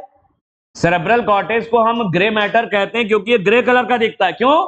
The neuron cell bodies are concentrated here giving the colour, क्योंकि यहां पर न्यूरॉन के सेल बॉडी इकट्ठा होते हैं। यहां पर न्यूरॉन के सेल बॉडी इकट्ठा होते हैं और उनके चारों तरफ माइलिन शीट तो होती नहीं, तो कलर कैसा होता है? ग्रे कलर के होते हैं। तो सेरेब्रल कॉर्टेक्स को हम लोग ग्रे मैटर इसलिए कहते हैं क्योंकि ये ग्रे दिखता है और न्यूरॉन के सेल बॉडी यहां पर इकट्ठा हो जाते हैं, जिसकी वजह से इसका कलर ग्रे आता है। Cerebral medulla is formed of white matter. Cerebral medulla सफेद व्हाइट मैटर कहलाता है, सफेद रंग का होता है। Fibres of the tract white matter क्यों कहलाते हैं? क्योंकि fibres of the tract are covered with the myelin sheath. Fibres of the tract कह लो या इनके सारे एक्सॉन्स जो होते हैं, एक्सॉन के चारों तरफ क्या लगा होता है? इनके एक्सॉन के चारों तरफ होती है myelin sheath. Fibres of the tract are covered with myelin sheath. ये माइलिन शीट से कवर्ड रहते हैं। फाइबर्स ऑफ द ट्रैक्ट यानी एक्सॉन्स इसके कवर्ड रहते हैं माइलिन शीट से, which constitute the inner part of the cerebral hemisphere. Medulla cerebral hemisphere का इनर पार्ट है। यहां के एक्सॉन के चारों तरफ माइलिन शीट होती है। माइलिन शीट की वजह से इसका कलर सफेद नजर आता। तो सेरेब्रल हेमिस्फीयर के मेडुला को क्या कहते हैं? White matter. They give an opaque white appearance to the layer. ये ओपेक व्हाइट का मतलब गाढ़ा, गाढ़े सफेद रंग का होता है। इसके आर पार लाइट नहीं जाती, ओपेक होता है। ये गाढ़ा सफेद रंग इसका ऐसा हो जाता है। तो मेडुला कैसा दिखता है? गाढ़े सफेद रंग का दिखता है। And hence called the white matter. इसको व्हाइट मैटर कहते हैं। इसको क्या कहते हैं? White matter. तो सेरेब्रल हेमिस्फीयर पे 4 लोब हैं, frontal lobe, parietal lobe, temporal lobe और ऑक्सीपिटल। लेकिन एरियाज कितने हैं? 3। Cerebral cortex contain 3 areas, motor area, sensory area and a large region that are neither clearly nor sensory. 3 area होते हैं, motor area, sensory area और एक ऐसा area जो कि ना कि मोटर है, ना कि सेंसरी है, ना कि मोटर है। इसको कहते हैं association area. These region are called as association area। तो यहां पर 3 एरियाज हैं, मोटर एरिया, सेंसरी एरिया और association area. Association area motor है, सेंसरी है या दोनों है? ये तो दोनों है। Responsible for the complex function, ये ध्यान रखना। ये जो इंटर सेंसरी एरिया है या एसोसिएशन एरिया है, एसोसिएशन एरिया ये जटिल कार्यों के लिए होता है। कौन से जटिल कार्य? Inter sensory association. 2 चीज को सेंस करके तीसरी चीज सोच लेना। ये 2 कार्य को एक साथ सोच सकता है। इंटर सेंसरी का मतलब 2 सेंसेस को। जैसे हमने जो है किसी का चेहरा देखा, तो हमने देखा इस व्यक्ति को तो कहीं और हमने देखा था, इसकी शक्ल तो किसी और से मिलती जुलती है। तो यानी 2 सेंसेस को एक साथ जोड़ रहा है। हमने सूंघा कोई चीज, ऐसी बिरयानी तो मेरी मां पकाती थी, वैसे कहीं पर स्मेल आ रही है। हमने सेंट सूंघा, ऐसा सेंट तो फला व्यक्ति लगाता था। तो मतलब 2 सेंस एक साथ जुड़ रहे हैं। आपने बिरयानी को सूंघा, ये तो पता लगा सूंघ रहे हैं, एक सेंस तो ये हो गया। दूसरे सेंस से आपने कहां दिमाग चला गया कि ऐसी बिरयानी तो मेरी मां पकाती थी, मां की तरफ ध्यान गया। तो 2 सेंसेस को जोड़ रहा है, जटिल कार्य कर रहा है, इंटर सेंसरी एसोसिएशन। यानी कोई घटना से आपको पुरानी घटना भी याद आ रही है, 2 सेंसेस को आपस में जोड़ने का काम कर रहा है। ये एक जटिल कार्य है, ये यही करता है एसोसिएशन एरिया। तो एसोसिएशन एरिया कुछ जटिल कार्यों के लिए होता है, जैसे inter sensory association. Inter sensory association का मतलब 2 सेंसेस को जोड़ देना। सूंघ रहे थे बिरयानी, याद आ गई मां की, 2 सेंसेस को जोड़ दिया। किसी ने ऐसा छुआ तो तुमको लगता इसका स्पर्श तो ऐसा होता है, ये तो ऐसा स्पर्श तो किसी और का ऐसा महसूस होता है। जैसे आंख बंद कर लो, छू के बताओ किसका हाथ है, ऐसा पूछते हैं लोग। तो आपको हाथ छू करके आप किसी को ढूंढ सकते हो, पहचान सकते हो। यानी 2 सेंसेस को आपस में जोड़ रहे हो तुम। ये कॉम्प्लेक्स कार्य है, इसको कार्य करने के लिए एसोसिएशन एरिया है। एसोसिएशन एरिया मेमोरी में भी है। पुरानी बातें, किसी को आज तुमने देखा, उसको देख करके तुम्हें पुरानी बातें याद आने लगी। आज किसी से बहुत दिन बाद तुम मिले हो, उसको मिलने के बाद उस जमाने की बातें तुम्हें याद आने लगी, मेमोरी। क्या हो गया? मेमोरी। जटिल कार्य होता है मेमोरी। और कम्युनिकेशन, कम्युनिकेशन का मतलब होता है जैसे आप वहां पर कंपेयरिंग कर रहे हैं, कंपेयरिंग कर रहे हैं, पब्लिक को भी देख रहे हैं, आपके दिमाग में जो शेर व शायरी बोलनी है, जो बोलना है, वो भी याद कर रहे हैं, और भी कई ये कार्य जोड़ पाता वही कंपेयरिंग कर पाता है। उसको बहुत सारी बातें याद भी, हमें क्या बोलना है, पब्लिक क्या रिएक्शन कर रही है, उसका रिस्पॉन्ड देखना है, और सामने मेहमान है उनको भी देखना है।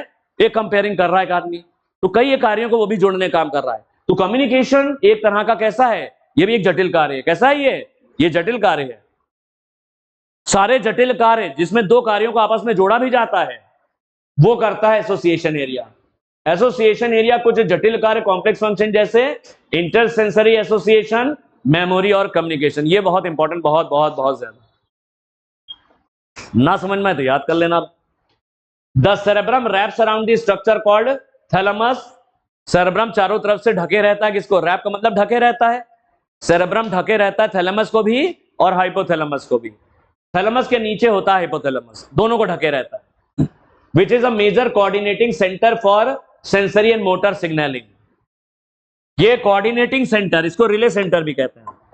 सारी सूचनाएं यहां से पहुंचती, सबसे पहले शरीर की सारी सूचनाएं थैलेमस के पास पहुंचती हैं, और ब्रेन से सारे आदेश थैलेमस के पास जाते हैं।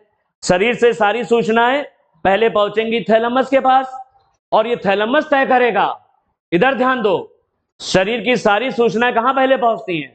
थैलेमस के पास। फिर ये तय करेगा ये सेरेब्रल हेमिस्फीयर के किस हिस्से को भेजना है। फ्रंटल, सेरेब्रल हेमिस्फीयर के फ्रंटल लोब में भेजना है, ऑक्सीपिटल पैराइटल लोब में भेजना है, टेम्पोरल लोब में भेजना, ऑक्सीपिटल कहां भेजना है, ये तय करेगा। और ब्रेन से जो भी आदेश होते हैं उसको भी यहीं से गुजर के ही बॉडी में जाते हैं। बॉडी से आ रहे हैं ब्रेन की तरफ, थैलेमस से होती हुई चीजें सेंसरी, और ब्रेन से आदेश थैलेमस से होते हुए बॉडी के अलग अलग हिस्सों में जा रहा है। ये हो गया मोटर। तो ये सेंसरी और मोटर सिग्नलिंग करता है। तो ये एक रिले सेंटर है।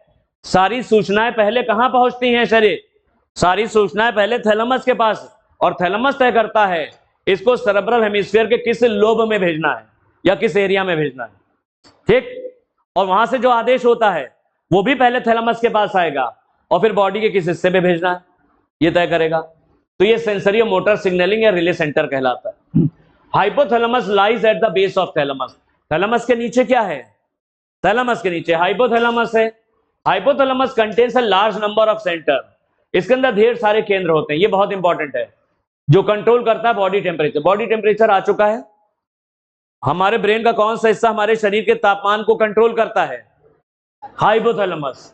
अर्ज फॉर ईटिंग, खाने की चाहत, हमें भूख लगी है, कौन बता रहा है? ब्रेन का हिस्सा हाइपोथैलेमस। हमें प्यास लगी है, कौन बता रहा है? ड्रिंकिंग, प्यास लगी है, कौन बता रहा है? हाइपोथैलेमस। तो हाइपोथैलेमस हमारे शरीर के तापमान को रेगुलेट करता है। हमारे इसके पास अर्ज और ईटिंग, खाने की चाहत, यानी हंगर सेंटर होता है, हंगर सेंटर, ड्रिंकिंग सेंटर, इसके अलावा सेटाइट सेंटर भी होता है। यानी अब पेट भर गया, संतुष्टि हो गई, पेट भर गया, सेटाइट सेंटर भी। तो हंगर सेंटर, ड्रिंकिंग या ड्रिंक सेंटर, थर्स्ट सेंटर कहते हैं, प्यास लगना, और सेटाइट सेंटर, ये सब कहां होते हैं? ये hypothalamus. It also contains several groups of neurosecretory cell. Hypothalamus के अंदर कुछ न्यूरॉन्स होते हैं which secrete hormones called hypothalamic hormone. वो कुछ हार्मोन सिक्रीशन करते हैं, जैसे एडीएच और ऑक्सीटोसिन। एडीएच और ऑक्सीटोसिन का सिक्रीशन कौन करते हैं? हाइपोथैलेमस के न्यूरॉन्स करते हैं। और ये एडीएच और ऑक्सीटोसिन आके जमा हो जाता है एंटीरियर पोस्टीरियर पिट्यूटरी में। कहां पर? पोस्टीरियर, वहां से रिलीज होते हैं। तो हाइपोथैलेमस याद करो, ये ज्यादा इंपॉर्टेंट है। हाइपोथैलेमस हमारे कौन से कार्य करता है? ये बॉडी टेम्परेचर को रेगुलेट करता है। अर्ज फॉर ईटिंग यानी हंगर सेंटर है यहाँ पर। ड्रिंकिंग यानी थर्स्ट सेंटर है, थर्स्ट, प्यास लगी है। हंगर और थर्स्ट सेंटर यहाँ है। हमारा भूख मतलब खाना खा लिया हमने, पेट भर गया, सेटाइट सेंटर भी है, हंगर और थर्स्ट सेंटर भी है।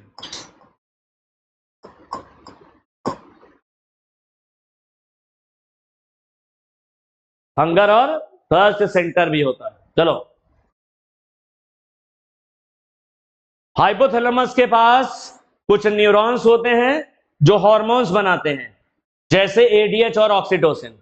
ये एडीएच ऑक्सीटोसिन बनाता तो हाइपोथैलेमस है, लेकिन आके जमा हो जाते हैं पोस्टीरियर पिट्यूटरी में, वहां से रिलीज होते हैं।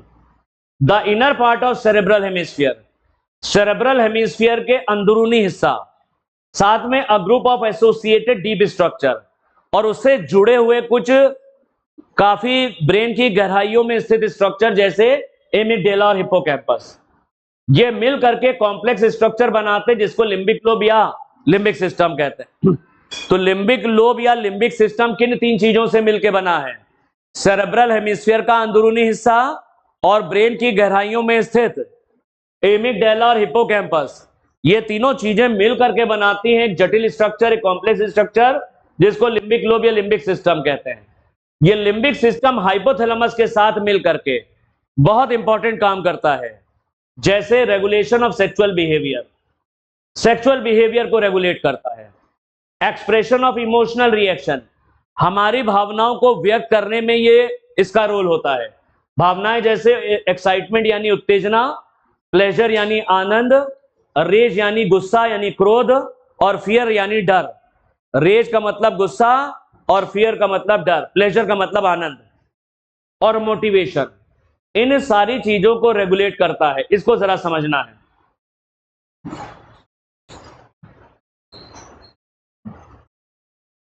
सेरेब्रल हेमिस्फीयर का अंदरूनी हिस्सा और ब्रेन की गहराइयों में स्थित दो अन्य भाग, जैसे एमिगडाला और हिप्पोकैम्पस, और भी चीजें होती हैं, ये सब मिलकर के एक जटिल स्ट्रक्चर बनाते हैं लिम्बिक लोब या लिम्बिक सिस्टम। जब हमारा शरीर लिम्बिक सिस्टम के कंट्रोल में आ जाता है तो हमारा बाकी ब्रेन के हिस्से काम ही नहीं करते हैं, जैसे सेक्सुअल बिहेवियर। सेक्स के दौरान आप अंधे हो जाते हो। जब सेक्स होता है, सेक्स के दौरान आप अंधे क्यों हो जाते हो? आपको कुछ नहीं नजर नहीं आता ये गलत है या सही है। रेप हो जाते हैं क्योंकि उस समय आपका दिमाग लिम्बिक सिस्टम के कंट्रोल में है। ब्रेन के बाकी हिस्से ठीक से काम, सोचने समझने की क्षमता समाप्त हो जाती है और रेप वगैरह हो जाते हैं। तो ये सेक्सुअल बिहेवियर के दौरान काम करता है लिम्बिक सिस्टम, और जब तक कि लिम्बिक सिस्टम के कंट्रोल में आपका शरीर है, ब्रेन के बाकी हिस्से काम नहीं करेंगे। तो सेक्सुअल बिहेवियर, प्लेजर आनंद, जब आप आनंद की अनुभूति कर रहे हो, बहुत आनंद में हो। रेज कहते हैं गुस्सा, और डर फियर। तो पुराने जमाने के लोग कह गए हैं, जब तुम भावनाओं में हो, बहुत खुश हो, बहुत आनंद में हो, रेज यानी गुस्से में हो या भय में हो, तो कोई निर्णय मत लेना, सब गलत हो जाएंगे, क्योंकि उस समय तुम्हारा ब्रेन किसके कंट्रोल में है? लिम्बिक सिस्टम के कंट्रोल में है। ब्रेन के बाकी हिस्से काम ही नहीं कर रहे हैं, तुम्हारी सोचने समझने की क्षमता गड़बड़ा गई है। जो हिप्नोटाइज करते हैं ना, तुम्हें कंट्रोल कर लेंगे तुम्हारा लिम्बिक सिस्टम, उनके चक्कर में फंस जाते हो, सोचने समझने की क्षमता खत्म हो जाती है। तो जब तुम्हारा शरीर लिम्बिक सिस्टम के कंट्रोल में आ गया तो सोचने समझने की क्षमता खत्म हो जाती है। पुराने जमाने के लोग क्या कहते थे कि जब बहुत खुश हो, आनंद में हो, रेज गुस्से में हो, या डर है तुम्हें किसी चीज का, तो कोई बड़ा निर्णय मत लेना, गड़बड़ हो जाएगा। मोटिवेशन में भी क्या होता है, जब कोई जैसे कोई भी आपका सत्संग चल रहा है तो आप मोटिवेट हो रहे हो, या कोई मोटिवेटर है तुम्हें मोटिवेट कर रहा है, पिक्चर देख के तुम मोटिवेट हो रहे हैं, मूवी वगैरह। तो होता क्या है कि जब मोटिवेशन चल रहा है तो जैसा वो कह रहे तुम उनके उनके वैसे ही तुम समझने लग जाते हो। अरे वो जो बातें बता रहा है, तुम इतना भावुक हो जाते हो कि आंसू तक निकलने लगता है। जिस समय मोटिवेशन चल रहा उस समय भी तुम्हारा दिमाग के बाकी हिस्से काम नहीं कर रहे हैं, लिम्बिक सिस्टम के कंट्रोल में आ गए हो। पता लगा जैसे सत्संग चल रहा था, आज से बुरे काम बंद। उसने जो सत्संग कर रहा था उसने तुम्हारे लिम्बिक सिस्टम को कंट्रोल में ले आया है, लेकिन जैसे सत्संग खत्म हो, बाहर निकले, फिर से खुरापात चालू, यानी कंट्रोल खत्म हो गया। तो जो मोटिवेशन होते हैं, मोटिवेशन में जो क्या करते हैं, अरे मोटिवेटर जो होते हैं उनके बहुत फॉलोअर होते हैं। अरे बहुत सारे बड़े बड़े मोटिवेटर्स हैं, एक बार मोटिवेशन तुमको देंगे तो कितनी कितनी भीड़ आपको इकट्ठा कर करके आप तो वो सबके लिम्बिक सिस्टम को कंट्रोल कर लेते हैं। यही तो चक्कर होता है, और ये आसान है, कंट्रोल कर लेते हैं लोग कहते हैं। और वहां तक क्या कहते भैया अभी आया, जैसे भूकंप आने लग गया बीच में, अभी लोग कहने लगे भैया जो मनुष्य ने पाप किया है ना उसका ये फल भोग रहे हैं हम लोग, ये भूकंप आ रहा है, अब आगे से कोई गलती नहीं करेंगे, हे भगवान हे ईश्वर है अल्लाह मुझे माफ कर दे, आगे से मुझे कोई गलती नहीं होगी, भूकंप बंद कर दे। भूकंप बंद हो गया, फिर खुरापात चालू हो गया। उस समय लिम्बिक सिस्टम कंट्रोल कर रहा था काम। लिम्बिक सिस्टम हमारी भावनाओं को कंट्रोल करने में, सेक्स के दौरान और मोटिवेशन के दौरान, ये हमारा पूरा शरीर लिम्बिक सिस्टम के कंट्रोल में आ जाता है। और जिस समय लिम्बिक सिस्टम के कंट्रोल में आ गया तो ब्रेन के बाकी हिस्से काम नहीं करते। 3 एरिया में लिखना भूल गया, पता नहीं कैसे नहीं लिखा इसमें, नहीं छूट गया। 4 ब्रेन के अंदर 4 तो लोब्स हैं। कौन कौन से लोब्स हैं? 4 ब्रेन के अंदर 4 लोब्स पढ़े तुमने, फ्रंटल, पैराइटल, टेम्पोरल और ऑक्सीपिटल। इन 4 लोब्स के अंदर 5 एरिया होते हैं। एनसीईआरटी ने 3 लिखे लेकिन हमने पता नहीं क्यों नहीं लिखा। सेंसरी एरिया, मोटर एरिया और एसोसिएशन एरिया। ने लिखा तो है ये, मोटर एरिया, सेंसरी और इन 3 एरिया के अलावा लिखा तो है ये, मोटर एरिया, सेंसरी एरिया और एसोसिएशन। इन्हीं चारों लोब्स के अंदर होते हैं। कौन से लोब में कहां होता है ये मत जानना, वो बहुत गहरा हो जाएगा। ये रिवीजन क्लास है ना, क्लास में हम पूरा बताते हैं लेकिन यहां पर उतना नहीं बताएंगे। 4 लोब्स के अंदर कितने एरिया हैं? 3 area, motor area, sensory area और एसोसिएशन। इसके अलावा 2 एरिया और होते हैं। एक होता है Broca's area. Broca's area speech के लिए होता है। ब्रोकास एरिया ये स्पीच एरिया, स्पीच, इसकी वजह से हम बोल पा रहे हैं। अगर ये एरिया खराब हो गया तो हम आवाज नहीं निकलेगी मुंह से, हम जो बोल पा रहे हैं ये ब्रोकास एरिया मदद कर रहा है। और एक होता है वर्निकेस एरिया, जो बोल रहे हैं उसको समझना भी तो है, इसको लैंग्वेज को समझना, जो बोल रहा है उसको समझोगे भी तो, क्या बोल रहा है ये समझने के लिए होता है वर्निकेस। बोलने के लिए ब्रोकास एरिया और वर्निकेस समझने के लिए होता है, भाषा को समझने के लिए। वो 3 एरिया के अलावा टोटल 5 एरिया हमने बताए। सेंसरी एरिया तो तुम जान ही रहे हो, सूचनाओं को बॉडी से ले जाएगा ब्रेन तक। मोटर एरिया ब्रेन से सूचनाओं को बॉडी तक। और एसोसिएशन एरिया दोनों है, वो सेंसरी भी है और मोटर भी है, वो नाइदर सेंसरी नॉर मोटर, इन दोनों है वो। चलो मिड ब्रेन पे आते हैं।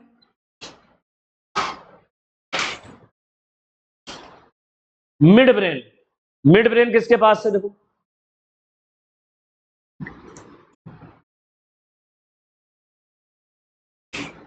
हो गया। Midbrain is located between thalamus hypothalamus and thalamus hypothalamus of the forebrain and pons of the hindbrain. एक तरफ थैलेमस हाइपोथैलेमस है और एक तरफ पॉन्स है, इन दोनों के बीच में। मिड ब्रेन किन दोनों के बीच में, एक उसके फोर ब्रेन का हाइपोथैलेमस थैलेमस और हाइंड ब्रेन का पॉन्स, इसके बीच में होता है mid brain. A canal called the cerebral aqueduct passes through the mid brain, हमने दिखाया था। सेरेब्रल एक्वाडक्ट या एक्वाडक्ट ऑफ सिल्वियस, एक इसमें से कैनाल पास होके जा रही है। The dorsal portion of the mid brain consist of 4 round swelling. Mid brain के डोर्सल पोर्शन पे 4 गोला होते हैं, 4 गोल गोल गेंद जैसे स्ट्रक्चर होते हैं। इसको कॉर्पोरा क्वाड्रिजमाइना कहते हैं। कॉर्पोरा क्वाड्रिजमाइना। कॉर्पोरा क्वाड्रिजमाइना में याद कर लेना, एनसीईआरटी ने लिखा नहीं है। ऊपर के जो 2 लोब्स होते हैं सुपीरियर हैं और नीचे के 2 लोब हैं इंफीरियर हैं। सुपीरियर वाले विजन से रिलेटेड हैं, ये देखने से संबंधित हैं, और इंफीरियर वाले ये हियरिंग से रिलेटेड हैं, सुनने से संबंधित हैं। हियरिंग स्मेल और टेस्ट वगैरह के लिए हो, तुम हियरिंग लिखो बस। 4 की वजह से इसको कहते हैं कॉर्पोरा क्वाड्रिजमाइना। 4 ऑप्टिक लोब्स हैं, ऊपर वाले सुपीरियर और नीचे वाले इंफीरियर। तो मिड ब्रेन किसके बीच में है, एक तरफ फोर ब्रेन का थैलेमस और हाइपोथैलेमस और एक तरफ पॉन्स, इसके बीच में मिड ब्रेन है। मिड ब्रेन के बीच में एक डक्ट निकल के जा रही है, वो है सेरेब्रल एक्वाडक्ट। जो डॉर्सल पोर्शन है मिड ब्रेन का, इसमें 4 गोल गेंद जैसे स्ट्रक्चर है, राउंड स्वेलिंग है, लोब्स हैं, इनको कॉर्पोरा क्वाड्रिजेमाइना। फ्रॉग में 2 ही होते हैं, कॉर्पोरा बाइजेमाइना। ऊपर वाले सुपीरियर लोब्स विजन के लिए हैं, नीचे वाले इंफीरियर लोब्स हियरिंग के लिए हैं। मिड ब्रेन और हाइंड ब्रेन मिलकर ब्रेन स्टेम बनाते हैं, लेकिन ब्रेन स्टेम में सेरिबेलम को मत जोड़ देना। ब्रेन स्टेम में क्या क्या आ गया? मिड ब्रेन हो गया, पॉन्स हो गया और मेडुला। मिड ब्रेन, पॉन्स और मेडुला। अरे ये देखो ना, मिड ब्रेन, पॉन्स और मेडुला, सेरिबेलम नहीं है, इसको ना जोड़ देना। मिड ब्रेन, पॉन्स और मेडुला मिलके बनाएंगे brain stem. Brain stem brain को स्पाइनल कॉर्ड से जोड़ेगा। ब्रेन स्टेम ब्रेन को स्पाइनल कॉर्ड से जोड़ता है। हाइंड ब्रेन में आओ। हाइंड ब्रेन में पॉन्स है, सेरिबेलम है और मेडुला। मेडुला को लोग मेडुला ऑब्लोंगेटा भी कहते हैं। हाइंड ब्रेन में पॉन्स है, सेरिबेलम है और मेडुला है। Pons consist of fibre tract. Pons में नर्व फाइबर के गुच्छे होते, नर्व फाइबर के रस्से होते हैं, that interconnect different regions of the brain, जो ब्रेन के अलग अलग रीजन्स को जोड़ते हैं। तो पॉन्स की मदद से ब्रेन के अलग अलग रीजन आपस में जुड़े होते हैं। ये वाला सवाल 2024 में आया है। Pons consist of fibre tract. ये फाइबर ट्रैक्ट का मतलब क्या होता है? बहुत सारे न्यूरॉन आपस में मिल करके, बहुत सारे न्यूरॉन के एक्सॉन मिल करके एक मोटा रास्ता बनाते हैं, जिन्हें ट्रैक्ट बोलते हैं। तो पॉन्स के अंदर फाइबर ट्रैक्ट होते हैं, जो ब्रेन के डिफरेंट रीजन्स को जोड़ने का काम करते हैं। थैलेमस रिले सेंटर था, जो सूचनाओं को भेज रहा है और ब्रेन से सूचनाओं, बॉडी से सूचनाओं को ब्रेन तक ले जा रहा है और ब्रेन से आदेश को बॉडी तक पहुंचा रहा है, वो रिले कर रहा है, ये जोड़ रहा है। पॉन्स इंटरकनेक्ट कर रहा है ब्रेन के अलग अलग हिस्सों को। तो pons consist of fibre tract. Pons nerve fibre के ट्रैक्ट से बना है, that interconnect different regions of the brain, जो ब्रेन के अलग अलग रीजन्स को जोड़ रहा है। Cerebellum has very convoluted surface. हमने क्या कहा था? सेरिबेलम की सरफेस काफी कन्वोल्यूटेड है, मुड़ी से। इसमें भी गहराई और सल्काई हमने दिखाए थे ऊपर। In order to provide additional space for many more neuron, ताकि अंदर का स्पेस बढ़ जाए और ज्यादा न्यूरॉन समाहित हो जाए। पॉन्स सेरिबेलम की सरफेस भी काफी मुड़ी होती है, सेरेब्रल हेमिस्फीयर की तरह। सेरिबेलम की सरफेस भी काफी कन्वोल्यूटेड है, इसमें भी गहराई और सल्काई पाए जाते हैं, इसमें भी गहराई और सल्काई पाए जाते हैं।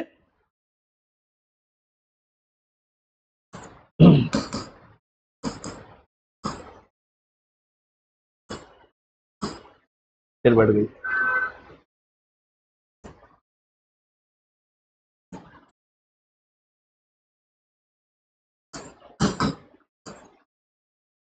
गहराई सल्काई होने से सरफेस एरिया बढ़ जाएगा, और सरफेस एरिया बढ़ जाने से, सरफेस एरिया बढ़ने से ज्यादा न्यूरॉन समाहित हो जाएंगे। सेरिबेलम का काम लिखा नहीं, लेकिन लिख लेना। सेरिबेलम का काम है बॉडी को बैलेंस करता है।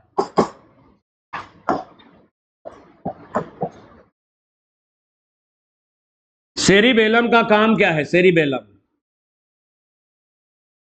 बॉडी बैलेंस, बॉडी को बैलेंस करता है, यानी इक्विलिब्रियम, दैट इज इक्विलिब्रियम। हम गिरते नहीं है, ये इक्विलिब्रियम, बॉडी को इक्विलिब्रियम में बनाए रखता है सेरिबेलम। शराब का असर सबसे पहले किस पे होता है? Alcohol effects, alcohol effects cerebellum. ये सेरेब्रम नहीं है, सेरिबेलम है, ध्यान रखना। अल्कोहल किसको प्रभावित करती है? सेरिबेलम, इसलिए बैलेंस हम लोग खोते हैं। फिर आता है, लिखा तो है रेगुलेट पोस्चर एंड बैलेंस, ये भी लिखा है। सेरिबेलम रेगुलेट करता है हमारे बॉडी के पोस्चर को, हम लोग इक्विलिब्रियम में है, गिरते नहीं है, और बैलेंस बनाए रखता है। Medulla of the brain is connected to the spinal cord. Medulla बाहर निकलता है और बदल जाता है किसमें? क्रेनियम से बाहर निकलता है फोरामेन मैग्नम से और बदल जाता है स्पाइनल कॉर्ड में। मेडुला बहुत सारे इनवॉलेंट्री फंक्शन कंट्रोल करता है। इनवॉलेंट्री कोई भी फंक्शन अगर तुम्हें नजर आ रहा है तो मेडुला हो सकता है आंसर। मेडुला में बहुत सारे इनवॉलेंट्री सेंटर होते हैं। इनवॉलेंट्री फंक्शन को कंट्रोल करने वाले सेंटर ज्यादातर मेडुला में ही होते हैं। जैसे रेस्पिरेशन, रेस्पिरेशन में सेंटर कहां होता है? मेडुला में। कार्डियोवैस्कुलर रिफ्लेक्सेस, कार्डियक सेंटर कहां है? कार्डियोवैस्कुलर रिफ्लेक्सेस मतलब कार्डियक सेंटर कहां है? मेडुला में। गैस्ट्रिक सेंटर हमारी आंतों का एंजाइम वगैरह के सिक्रीशन के लिए, गैस्ट्रिक सिक्रीशन के लिए जो सेंटर है वो भी मेडुला में। जितने अनैक्षिक कार्य होते हैं, इनवॉलेंट्री फंक्शन होते हैं, ज्यादातर के सेंटर हमारे मेडुला में ही होते हैं। तो मेडुला हमारा बहुत इंपॉर्टेंट पार्ट है। Brain stem forms the connection between the brain and spinal cord. Brain stem क्या करता है? ब्रेन और स्पाइनल कॉर्ड को जोड़ता है। ब्रेन और एक तरफ ब्रेन है इसके, एक तरफ spinal cord. 3 major regions that make up brain stem. 3 मुख्य भाग जो ब्रेन स्टेम बनाते हैं। ब्रेन स्टेम बनता है मिड ब्रेन से, पॉन्स से और मेडुला से। इसमें सेरिबेलम नहीं होता। ब्रेन स्टेम ब्रेन को स्पाइनल कॉर्ड से जोड़ता है और ये तीन हिस्सों से, 3 चीजों से मिलकर बना है brain stem. Midbrain, pons और medulla oblongata. Midbrain, pons और मेडुला ऑब्लंगेटा। कर ले जाओगे?